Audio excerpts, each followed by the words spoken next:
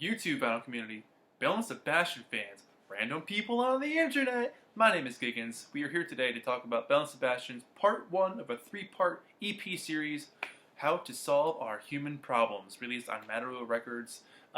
This came out in December of 2017, and then in January for the second part, and then February for the third part. So it's been a 3-part series of EPs, which comes on the 20th anniversary of the band, in which they did the same thing 20 years ago, 3 EPs to introduce the band to the world.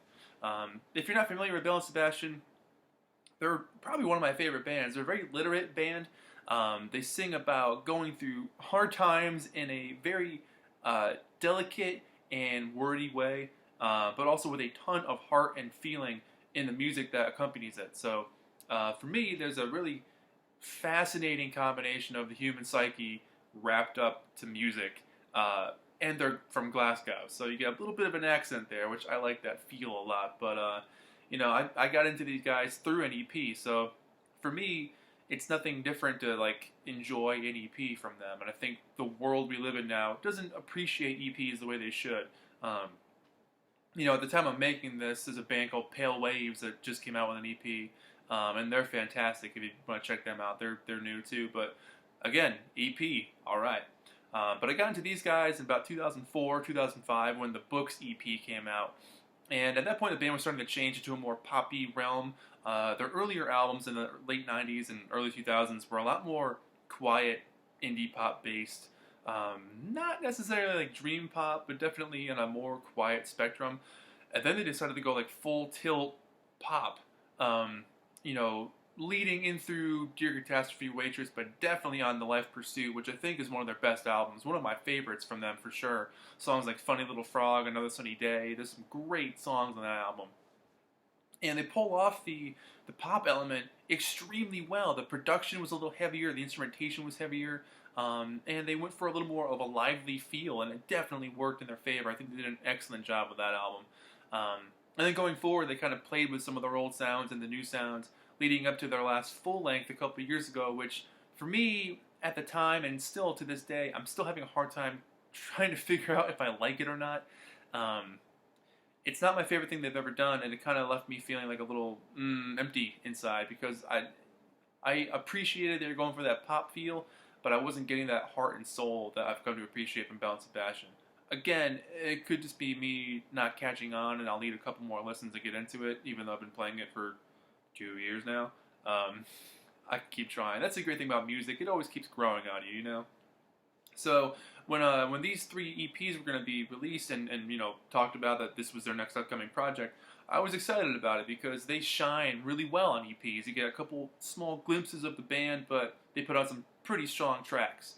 And this thing's no exception. So this is going to be a review just for part 1. I'll do parts 2 and 3 later on. But the story behind the cover art is literally their fans. They put out a feeler to say, hey, fans, do you want to be on an album cover? And they got a ton of people lined up, and they took a bunch of pictures and made these collages. And so they made some of their fans famous by being on an album cover. I think it's super cool. And the inner jacket has a bunch more pictures, and the back is just the lyrics, which is really nice to reference when you're singing along and listening along to Belle Sebastian. So let's jump into this thing. So it starts off with a song called Sweet Dooley, which I absolutely love. It starts off with this real nice, disco-y, dreamy, descending, real clean, echoey guitar riff, which I absolutely love. It's got a bit of that Funny Little Frog guitar, but in a nice syrupy way, which I really, really enjoy. The shuffling hi-hat in the background gives it a bit of a dance feel, but having that slow, drippy guitar on top of the shuffling hi-hat creates a nice balance and a really cool, welcoming intro to the album, and really makes you, want to move a little bit.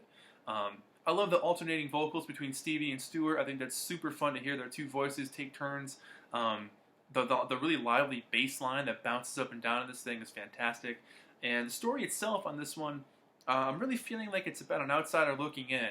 Maybe having once been in a relationship with a person, or having wanted to be in a relationship with a person at a different time, and then you grow up and you get older and you go your separate ways, and you're looking back and thinking about what if.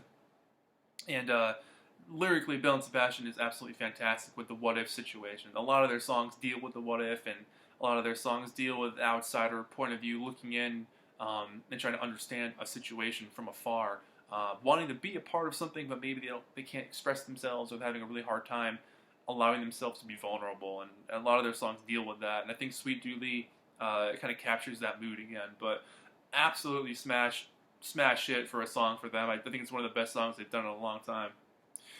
We Were Beautiful, track 2 on here. This is like the lead-off single from this particular EP. And from what I've read, people have kind of like mixed reviews on this song. I really like it. I think it's pretty fun. Again, it's got more of that like not frenetic, but like frantic sort of pacing drums that kind of propel this thing forward. It creates a real nervousness and an edge that kind of like accentuates the lyrics. And for me personally, I read the lyrics as a group of people or a couple of people looking back on a scene that they were so a part of when they were a little bit younger. There's like a generational gap that's happened, and now they're seeing how people dress and how people act and what they do in social situations, maybe at a cafe or at a bookstore or something, and how they act with each other, and how they maybe would have acted when they were that age. They mentioned like bearded hipster people at cafes drinking coffee and hanging out. And I feel like these are people looking back saying like, that was us at one point. We did that. We were the norm. We were beautiful. We were these people back then. That's one way to look at it. Some other people have brought up gentrification, and that like, you're going to places that used to be super hip and cool, now they're full of like, frozen yogurt joints, like, like Greenwich Village or something. This is just changing, So I can kind of see that feeling too. I think the overall arc of the song is about looking back and romanticizing the past, but knowing that like you're still you and you went through that. So is it really romanticizing if you actually felt it at the time? You still feel it now. It's easy to look back and feel like things were really good, even if you were going through hard times. But I think there's a long-winded explanation to try to figure that song out. Anyways, I love the unrelenting guitar strumming that happens throughout this thing. I love the bits of horns that kind of establish a playfulness to the human emotion that we feel sometimes. I think horns are like some of the only instrument that can kind of capture a real exciting mood, and really capture like a feeling that's hard to articulate verbally or with some other instruments. Maybe beyond like a guitar solo can probably do it, but love that. The chorus melody is super fun, easy to sing along to. It gets stuck in your head. Real nice kind of combination of words in a tight structure. So love that song. Track 3 on here, which starts off side 2, is Fickle Season, and this one's sung by Sarah, and I absolutely have always loved her voice. She's got this really delicate, articulate, beautiful, breezy voice that kind of like floats along above the music as if the music was a river and she was just like a leaf that's kind of like grazing on top of it. I absolutely adore her voice, and I think her voice gives off the perfect flavor to a song that really has its roots in the 60s, and a lot of their music has its roots in the 60s, because they're heavily influenced by that stuff, like a lot of bands are, but this song in particular has more of a 60s feel for me than the other ones, only because it's sort of void of like the synths or the spiffy guitar riffs that would have come from disco or something back in the day. This song for me feels like it's a song that's about how things are bigger than us. Like there's a humongous universe out there, and we are so tiny compared to what we'll never know exists out there. And being a fickle season, fickle things change, and seasons change. And I think it's about how things can be so mysterious, and we're not really sure kind of what our role is in this existence sometimes. I might be reading too much into this, but that's kind of the fun thing with their lyrics. Some of them are kind of vague or slightly ambiguous, but they give you hints. And I like where you can go with that. So, again, just my weirdo opinion. Some guy on the internet, so what do you want? Track 4, The Girl Doesn't Get It. I really like this song. It's a much more excited feel, much more upbeat, kind of a tempo, heavier production on this thing. I like the slightly echoey woodblock sound that happens throughout this song for like percussion effect. I love the acoustic riffs. I love the really happy ba-dum vocals that are scattered throughout this thing. Lyrically, I think it's a fascinating song. They've always been really good at kind of like sticking it to the man. or school bullies or people who you are obsessed with or really into that don't even know you exist. They have a really good way of eloquently verbalizing those feelings, and on this one in particular, they kind of go after some of our current leaders in position.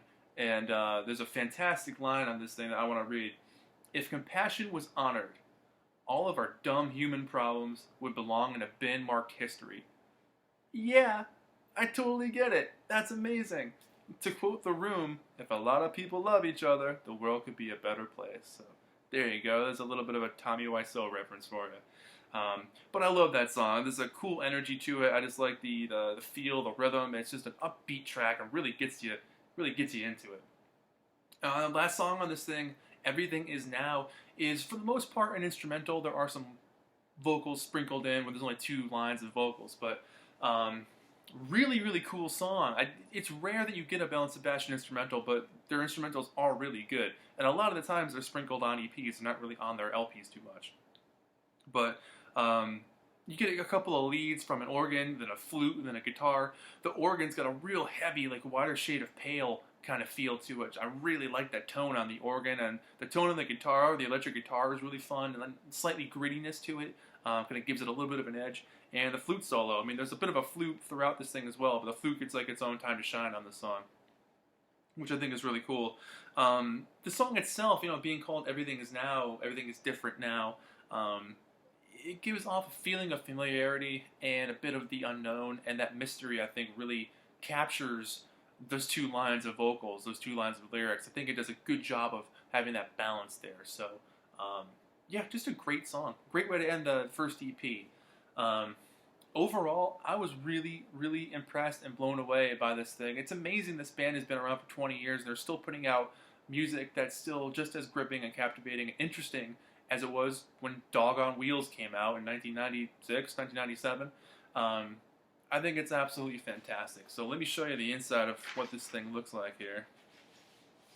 So you got the little inner sleeve here with some more pictures of their fans, some shots they really liked but wanted to save for the inner sleeve. And on this side, you got a really interesting essay about Stuart getting into Buddhism. Stuart Murdoch is the I guess you can call the leader of this band. Real interesting, fascinating essay, just how his experience getting into Buddhism and where the title of the album comes from, How to Solve Our Human Problems. It's actually like a Buddhist book that they kind of use in his classes that he would go to.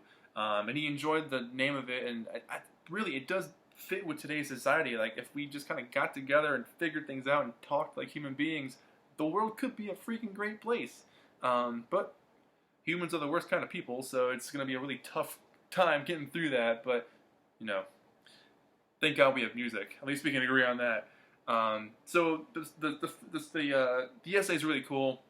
It talks about meeting a person who was supposed to go to a class, and he was supposed to go to a class too in Canada, and then the class was canceled, and they ended up talking about stuff, and how it's affected his life and his songwriting, and him as a person too. So it's a really interesting essay to read. But overall, I really enjoyed this thing. I'd probably give this thing an 8 out of 10. I think it was really, really well put together. They just sound like a good band. They've never lost that feeling. They've never lost that desire and that hunger. They've never gotten lazy. A lot of bands get 20 years in and they just sound like they don't care anymore. These guys still sound like they have something to say, and they really care about what they do, and they care about their fans, and they care about their image, and their longevity, and their body of work, and what they're going to leave behind a million years from now. People can pick up a Belle Sebastian album 25 years into their existence and still get something really, really good out of it. Not a lot of bands can do that. And I think that has something to do with that they care about their craft. They care about the fact that they have this platform to produce music and make it for millions of people to hear, and they want to do it well. They're not going to waste anybody's time, which is a very smart move to make. So that's it. I really enjoyed this thing. 8 out of 10. My name is Giggens. This has been Belle Sebastian, How to Solve Our Human Problems, EP number 1 of 3.